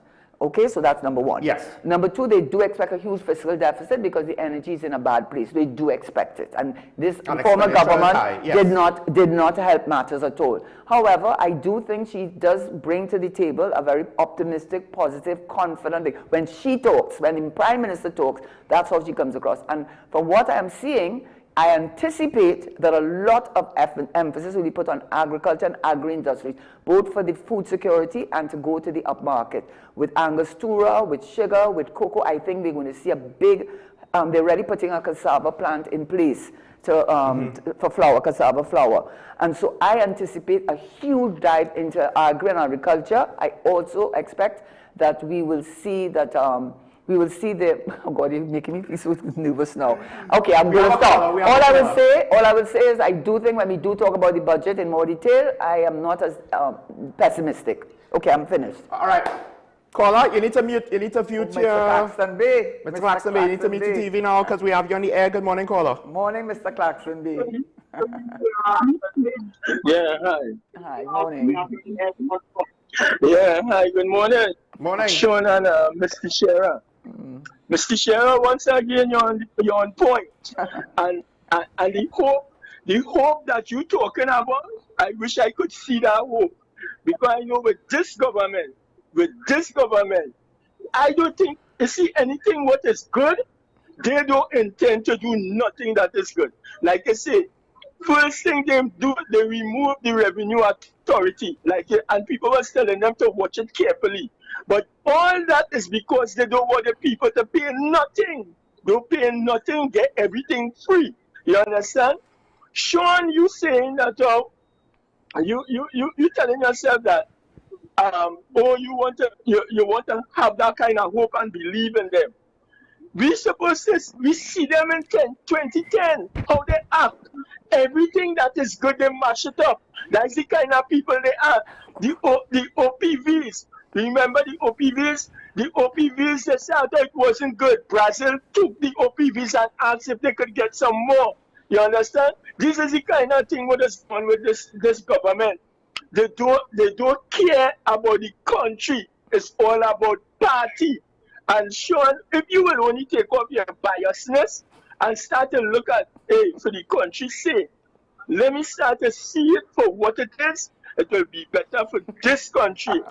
Because what? You see all them ships outside in the ocean there, those big ships, it's them same people who used to be going down Venezuela and making deals with the Venezuela. Now they can't go down there no more. They can't go Venezuela no more. And they're going to make havoc in the same country in a little time. Thank you. Okay. I just need to say, first of all, just in general, just because I support anything someone does not mean I support everything that they do. And with regards to the budget, I said Karen has hope. I, on the other hand, am a little bit more skeptical because I don't know how much hope I'm going to have if we're going to see something more than no pun intended. But I will say this though, there's one thing that the Prime Minister said, because most of what he said, it'll be a good budget. That I need to see it to believe it. But one of the things that I did say, it's a common feeling, because we literally had some people come in and do this and they didn't realize they were doing it. A list is not a plan. So when she said, right, that they have the first draft of recurrent expenditure, that's a big thing. Recurrent expenditure is always a big thing, right? Not capital, recurrent. To see where they want to put the priority, in which areas to put priority. Priority to me suggests that maybe they'll have a plan. The flip side is the statement also suggests that they're kind of doing it on an individual basis and it might not be fully guided. We have to wait and see the presentation on an overall vision. So if it's not guided by an overall vision, I am afraid that we might get something that looks a little bit too much like, it might not be that much like, but it's still too close, no matter how far it is, to the previous government's budgets, where again, it was a lot of individual kind of hole plugging things and banning your belly because we don't have the money for this, that, and the other, and they were trying to maintain everything without necessarily having a vision on how to move forward, just trying to play defense and damage control. So, this time, This time I don't think so. But we'll wait and see. We have to wait and see. That's so the thing. Don't put that on my face. I said I don't know, but I don't think so. But I wasn't necessarily going to be hopeful about the budget. I mean, part of it is not their fault. Part of it depends on what they do. We have a caller on the line. Good morning, caller. You on there? St. James, I think it was? Yeah, good morning. Morning. Good morning. Morning. To the beautiful crew there. Everybody, and hello. I said you said the beautiful crew, so both of us then. Don't worry, caller. Don't worry. Let me refrain. Go ahead, caller. Yeah, morning, Karen and Sean again, and all your workers in the studio there. And Karen, they say that by 2035 that the NIS money will finish, right? So. It looked like a lot of people had to sue the government because this is money paid. It come like you pay a life insurance, and when you're done and you reach, you're there, your children and them, they tell you nothing to get. So it looked like the people will have to sue the government, and for about $2 million for each payer, because we ain't sure how long we go live, right? So we go call for $2 million, and if we get $1 million, we'll be happy with that. We know that we will be justified and we will be satisfied because this is money paid. I also wanted to say again, Panday had moved the account in from where they had it independent to the Ministry of Finance. And for many, many years now, for the past several decades, they've been sucking money out of the NIS fund to pay the way throughout for all the other mismanagement. And you have to blame the PNM for most of that because PNM is in government the most. And then you come in to tell the taxpayers who build this country, who hire you to manage this country, who we pay you money. That money got done in 2035, so many newspaper this morning. I mean, that is utter rubbish. You know, it's foolishness. As somebody was saying the other day this morning, take about some of them students of 8 to 10 years old and put them to run the NIS, and you will see it will improve. You know, I'm sad to say, right? And you know that. You know, hello, you all hear me? Yes, I'm listening to you. I'm listening to you. I'm just checking something as you're speaking. Yeah. So we need to know, we need to hear the government saying that, look, we have got to borrow X money from abroad, US money, and put a considerable amount of money into the NIS fund, and it must not be used for any other debt, because this is people money paid here, right? Sean, I also want to give you an update on the accident. The person bounced my car, went and report. I put in a application for them to get the certified copy for me so they could find who the person is bounced my car. That was April. May they put in the application in September. Now I call, they say, well, nothing doing there here, nothing yet. And things, so I had to go down and get a certified copy for myself. And hopefully, if I take it to the police, they might be able to help me. That's the only thing I can do now. Or fix my own car. It costs me $3,000. You see, so I just get update on that. And the NIS thing, yeah, we need to hear in this budget what the government doing. But let's have a blessed day. You all have a great program. Keep up the good work. Thank you, caller. Go ahead. Just sorry if that, you know, your ongoing struggles continue. But with regards to NIS, it's a couple of things I need to say. First of all, you can't borrow for something like NIS, right? Because you have to pay back the loan. If you borrow to pay pensions, how are you going to pay back the loan? Now, you could borrow to invest the money to improve your revenue position and then put the dividends of that into NIS, right? But that's not really investing into NIS, that's investing in somebody else. And the thing is, with regards to the NIS failures, while it may have been mismanaged, part of it, unless you could factor and disprove or remove as a factor the issues with regards to demographics and basically not enough growth in contributions, because I think that's one of the things people need to understand. When these programs are instituted, populations are growing, GDPs are growing, and at the time, people did not anticipate, when countries reach a point of maturity, you're going to run into some stumbling blocks. Now, economies do this, you know, grow and then recede, grow and then recede. But then demographics, on the other hand, right?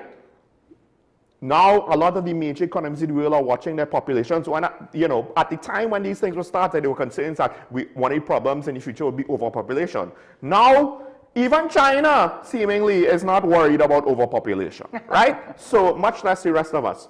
So, until we could say for certain that demographics is not a factor, and I believe that at the end of the day, that's what makes it unsustainable. Taking money out every now and then, yes, that's bad and it harms it. But ultimately, what makes it unsustainable, seemingly, is not enough contributions, and the population is aging because we didn't have the advances in medical science we did now. The population has an older life expectancy, and they still need to continue to be paid. It might not be a situation where there's reasonable grounds to sue. It all depends on a whole host of economic conditions. Inflation, as far as I believe, also does not necessarily help in this situation either.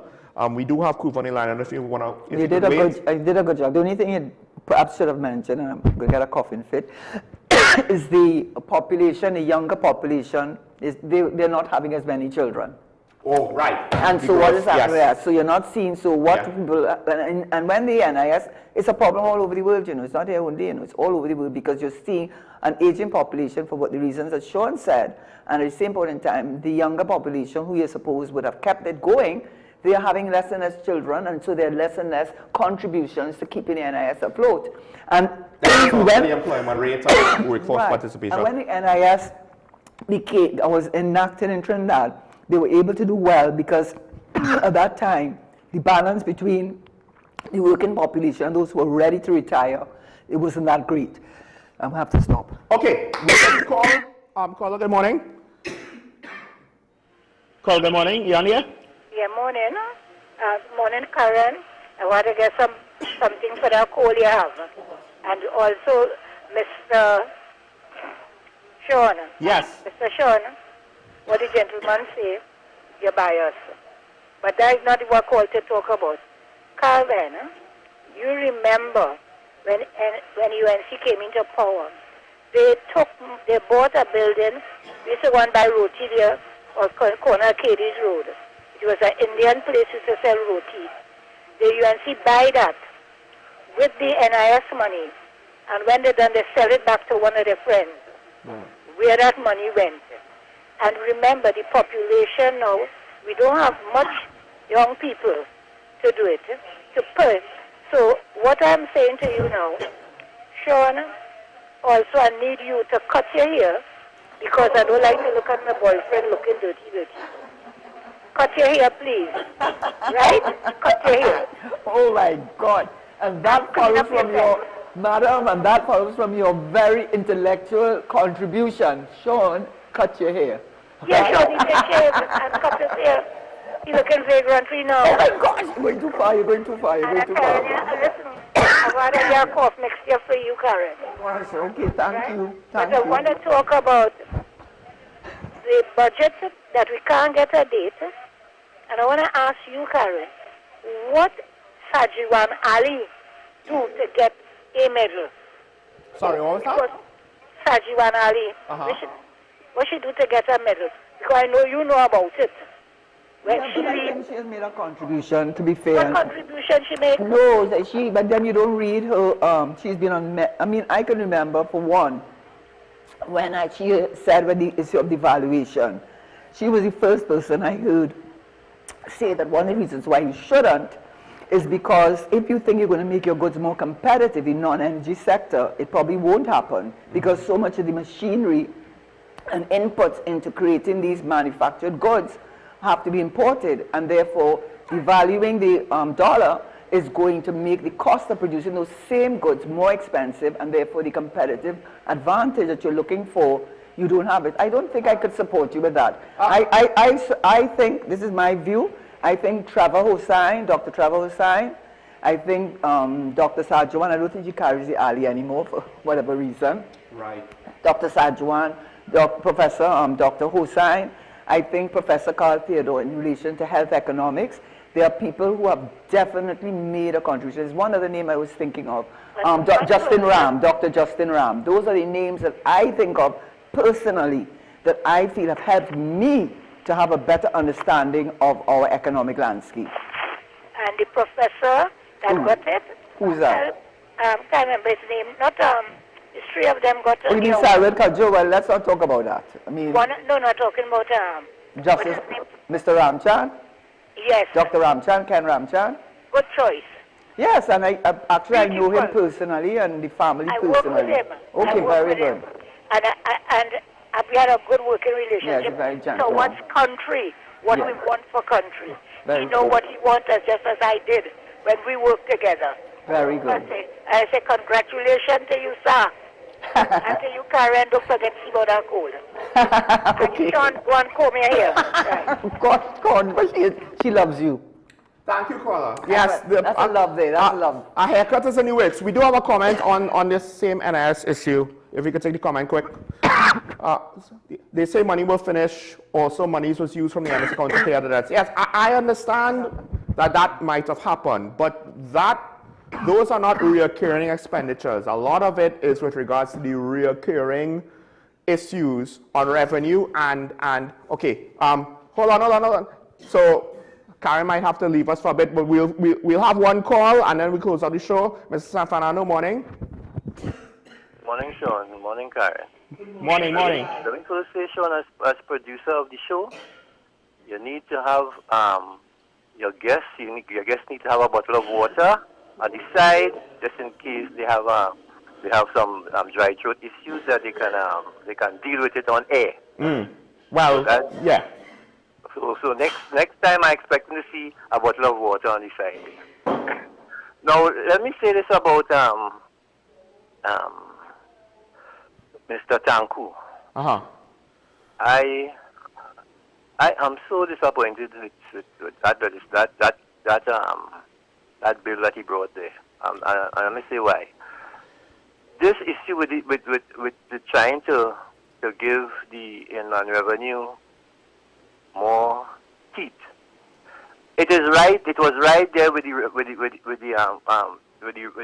TTRA. This issue with trying to stifle the TTRA, I cannot understand. If you go back, when the only issue I had with the TTRA when Karen had brought that bill back then, the only issue I had was the fact that where they said when they were going to transfer you from the Inland Revenue to TTRA or the customs, and if you didn't take the job and they couldn't find something, there wasn't something suitable for you within another ministry, that you're going to have to take a package. And I didn't agree with that. Other than that, why you didn't agree? What about that you didn't agree with? Okay, because as far as I'm concerned, you are a member of the public service. And if it is that I don't want to go over to this entity, then it was incumbent on the government to find another job for you in the public service. Put you somewhere. Not saying, if I can't find something for you suitable for you, I'm going to send you home. Now, I'll say this, caller. To be fair, on principle, I think that was the right thing to do. But the implementation of it, I will agree with you, could very easily get very funky very quickly. Yeah, because the issue I have with it is it was unfair treatment. As I said, that was the only thing. But in terms of the setup, and I don't want to get into that, in terms of the setup of the Revenue Authority, that was the correct thing to do. Similarly with the legislation for what you call it, for property tax, I can't understand why a government that is short on revenue and not understanding that there are certain things that people need to pay for, and you have a situation in this country which we know we have tax evaders, a lot of tax evaders, and just widening the net of the tax collection. Why it is that a government can't understand that this is what we need to do. This is what we need to do. So we will continue going down, kicking the can down the road, kicking Mr. Embert can, which is austerity budget, borrow more. When we going to try and stop the can and deal with it? And this is my issue with Mr. Tanku. Yeah. And I want to say this tongue in cheek. Probably Mr. Tanku need to talk to Mr. Munilal, Dr. Munilal, and let Dr. Munilal ask Mr. Embert to help out Mr. Tanku. I will leave. I'll stir in that pot right there. Now, with the caller who spoke to you about and the taxonomy caller that talked to you and say out your biasness, I think sometimes they misunderstand your pureness and your enthusiasm for truth and wanting things to go right. You know, sometimes you go down a rabbit hole there, and that's what they confuse that with biasness. Yes. So I understand where you're coming from, you know, but my glasses are a little different to his when I look at you. And then they might say I am biased towards you, but I understand what you're trying to do. So, boy, we're going down a very difficult road, and I'm not sure just politicking, because as far as I'm concerned, that street of legislation is another lazy attempt. When I used to say Mr. Awari used to bring lazy law, it's another lazy attempt to try and hoodwink the population instead of doing the right thing. And one more quick thing, you see this the caller from St. James talk about this, the NIS. It is time that a government in this country understands that we need to have pension reform in this country. Basically, yes. We need to have to open up the system where people who are in the informal sector, whatever sector you are in, that they have to contribute to a pension plan, to a pension. Because right now, when you reach 65, there are people who apply for a government pension, who get this government pension that they never contribute to. And this is my issue. So you can come and get, there are people now who get an NIS pension, and when they reach 65, they get a government pension once it doesn't cross $5,500. So the government makes up the difference, right? Yeah. You can put a system where the younger people know you have to contribute towards it. I keep saying, look at the model that they have in Singapore for pensions, and take a page out of that book and see what we can do. We have to think out of the box. You cannot just wait until 2025 and say, there are no more pension, and then what happens? You understand? So you have a good day, Sean. Thank you, Paul. I'm back. Hopefully I won't have a coughing fit. But I just wanted, I didn't hear all of your contribution, Mr. Stanford, but I can respond on two things that I did hear at the end. You're saying that there's time for pension reform. When Mr. Manning was the Prime Minister, yes, I am always going to be loyal to him, not because of any personal reason, but because he was an excellent Prime Minister, in my opinion. And during that time, we did have consultants come out of Canada, and they made presentations on pension reform, especially in the public service. And the problem they had identified was that the issue of implementing pensions in Trinidad and Tobago for public servants who do not contribute to the pension is that it had really gone, in their view, and that was many years ago, gone too far. How were you going to implement it in a way that it was going to be not only sustainable but acceptable to persons who had never contributed to their pension? So that was being considered. Some sort of prescriptions were put forward, if I recall it, at this point in time. That was done, so there was an effort at that. And secondly, when you talk about, you made a very good point, that it is time that the self-employed get on the, included as persons who have to contribute to the pension. They did that in Barbados. I know that as a fact, that when they did their pension reform, not only did they, I think they increased the age at which you would qualify for pension, but they brought the self-employed onto the, that they had to contribute. And I know from the person who was involved in the project, they said, well, the fishermen, for example, they would say there was a special arrangement made with them because there was a period during the year when the fishing, they would not do as well. Yeah. So they factored that into it. And I said, so how are you able to enforce that? She said, well, you'll be surprised how neighbors will tell on neighbors, because they would say, I'm paying pension and you operate in a hairdressing place at your home and you are not paying towards the pension. So they did do the self-employed, add them to the list of persons that have to contribute. And so that's one of the things that the government can do. With regard to pension reform, they probably need to revisit it. It was a difficult thing to sell, but you made a very good point too. When the gentleman who's talking about you're going to sue the government, what about everybody who gets senior citizens grant? I mean, this, when you look at it in truth, just as what you said, I mean, persons, because when you get senior citizen grant, you can own a house, and you can own a car, unless you're running it as a taxi or you're using a house for as a A and B. But you it's your income, and now that you are retired or you were self-employed, and you no longer have a stream of income, even though you're living in a big house, you have all those things. Your income is what counts, and there's something has to be done, and it cannot just be the government's fault. We as citizens in this country have to take accountability. We cannot continue with this gimme, gimme, gimme attitude. It just can't work. When you go to so-called developed countries, you fall in line with their property tax, you fall in line with all the things that you have to contribute to. And so we need to understand that if we want the NIS, and I am not saying finally, the final point, the lady from St. James who has promised to give me cough medicine the next time I'm on, hopefully I'll be cured by then, spoke of some corrupt practice on the NS. I can't speak to that really, whether they did or didn't. I just read today Sarkozy, what his name is, the former president of France. He has been charged and convicted of conspiracy and of corruption, and 2 of his colleagues in the ministers and his government, right? So we don't have any monopoly on that, you know. What we have to try and do is put in place not only the systems, the structures and the laws, and to now put those laws into force. So to end with what I'm saying, Mrs. San Fernando, I think I understood you to be saying that something is not right, that you could be self-employed, not contribute 1 cent to the pension, and then when you reach 65, then you're claiming senior citizen grant, which is what it's supposed to be. So that's all I have to say. I'll just try and be brief because we have to wrap up.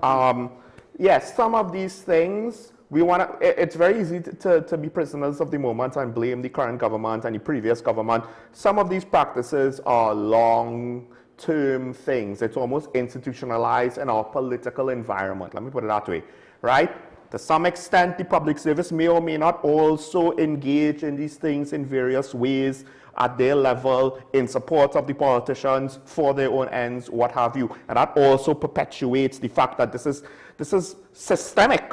Now, I think Karen is right. We need to understand corruption is everywhere. Where we fail, I believe, more than maybe some of the more older countries, is the consequences for when these things are brought to light.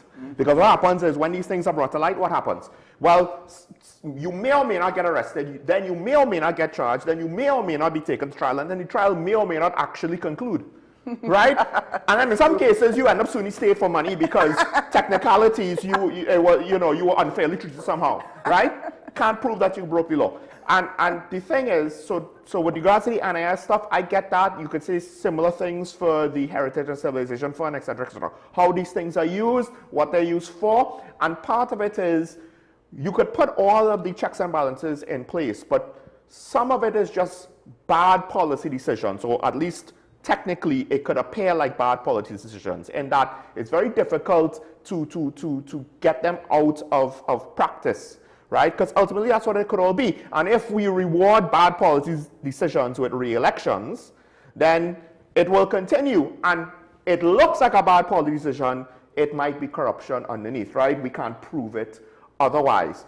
With regards to TTRA, it's very difficult to believe it wasn't political. And that's why the lower third was what it was today. Demands of politics, because I do think they had campaign promises to things, so I understand why they followed up with them. But you have to juxtapose that to demands of good policy, right? The 10% is still up in the air. I don't know why, because we don't have money to give people refunds. We don't have money for this. We don't have money for that. We don't have money to continue supporting track and field after we just got 2 track and field world medals a couple weeks after, or a couple months after that decision was made, etc., etc. We'll see what's in the budget. I expect sacrifice, and to some degree, sacrifice is what's needed right now. Prioritizing needs over wants, it's what is needed right now. But part of what we will have to assess is, did they prioritize correctly? And some of it we won't be able to even accurately assess any moment. We'll have to wait and see how it all unfolds, you know, the way how the economy will develop. Hopefully things will work out, because at the end of the day, as Mr. San Fernando pointed out, or at least he was implying, and I'll close with this, yes, I understand that you might not trust the UNC, or you might not trust the PNM. Whoever is the government of the day, understand well, and we've both said it before, if they fail, what does that mean for the country in the moment? If they fail as the government, that means that the country potentially will fail, right? Why would I wish that on us, regardless of whether I like the people involved or not? It doesn't matter. And to some extent, I think if we viewed politics in that lens, as opposed to my side versus their side, who I like versus who they might like, then perhaps if we looked at it more objectively and less about who we liked and more about what is best for us, then maybe our elections might have a little different tone and tenor. Maybe, maybe not. I don't know. Democracy is hard, folks, huh? Let's not forget, democracy is hard. Thanks to all the callers, thanks to the commenter, thanks to the good lady for joining me once again. This is Talking About the WSN Show. Michael Smokar and this is Shara. We're going to see you tomorrow. Bye-bye.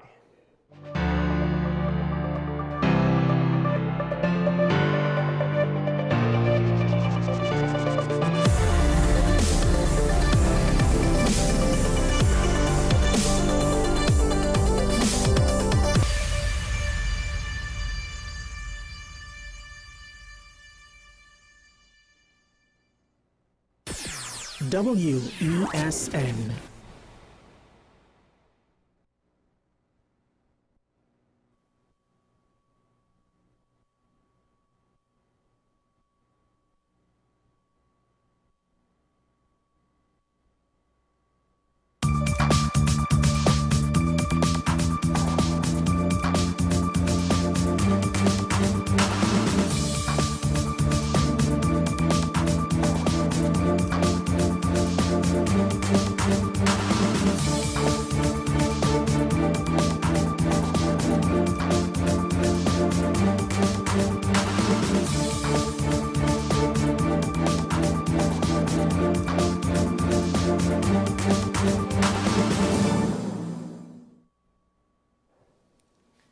Good day and welcome to this week's episode of Strictly Legal on WESN Content Capital.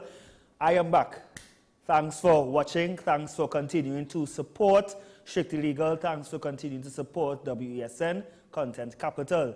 And once again, I'm happy to bring the law and you. Of course, you can stream us on our on WESN CC as well as traditional media, and of course our podcast Strictly Legal with Rondell Donowa. So today we are going right into it. We're going to speak about exploring the criminal sentencing system, particularly in this jurisdiction, Trinidad and Tobago. And I have a very special guest. His name is Mr. Daniel Ishmael Khan, I almost say Israel. Ishmael Khan, attorney at law. And just a bit about him. Daniel, he was called to the bar of Trinidad and Tobago in 2006. He was a former inspector of prisons for 6 years, that's 2010 to 2016. He was also a former member of the Sentencing Commission. Daniel's contribution to the law on sentencing